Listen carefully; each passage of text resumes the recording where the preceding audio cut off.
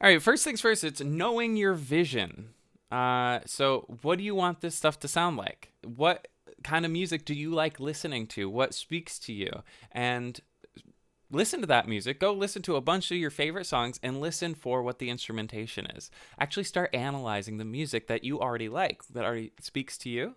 If you want some, we're going to talk about it a little later, but if you want some inspiration, I do have these Spotify playlists, one for like brass and saxophones, one for strings and string ensembles, and one for soloistic instruments. So you can check out all those if you want a little bit of inspiration. But really, the question is, what speaks to you? So let's say you really like string quartets or something like that. So do you want it to be like a standalone little feature as an intro, an interlude, or an outro? Do you want stuff to come out, throughout the tune? Do you want it to just be a little flavor?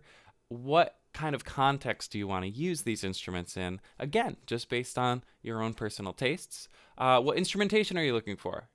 Again, you got to listen. You got to know what's out there. And we're going to show so many examples in the intermediate course. We talk about horn sections. In the advanced course, we talk about strings and soloistic instruments and large ensembles. But I'll show you all those examples. You got to know what you're trying to do in order to do it.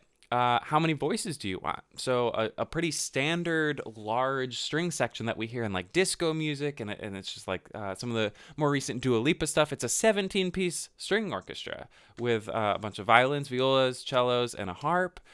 So again, I'll take you through all that stuff, but knowing how big you want to go, or do you want to just have like a couple brass instruments, maybe a trumpet, a trombone, and a tenor saxophone. You could do a lot with just those three. So how many voices do you want?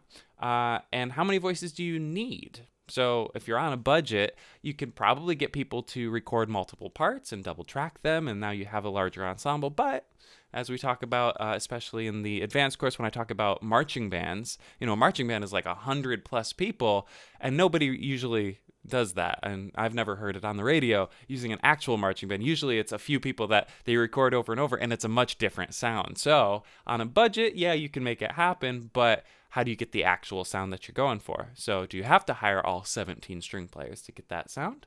And then what can you get away with in software? So there's some really good string sounds. There's some decent brass sounds. You can program it in with MIDI. If you're a producer, you probably already have tried that stuff.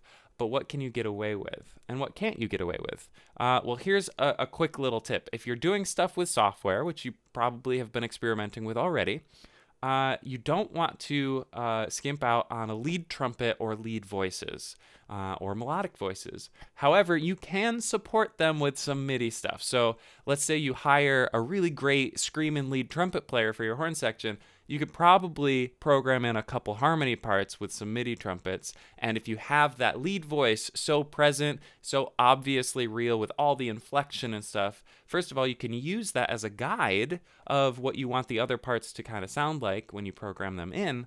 But also, the ears are kind of do that work for you and be like, okay, this is a real section because clearly that lead trumpet is real, and it just adds those harmonies in a little bit. So you can get around it a little bit, but of course, hiring real people is always better. But on a budget, there's some stuff you could get away with, and there's stuff you can't get away with. So, you got to hire your lead voices for sure. So know your vision, know what's out there, and we're going to talk about that in a little bit. Know what kind of vocabulary there is, and know what kind of different ensembles there are available to you, and then listen to your music and figure out what you want to do.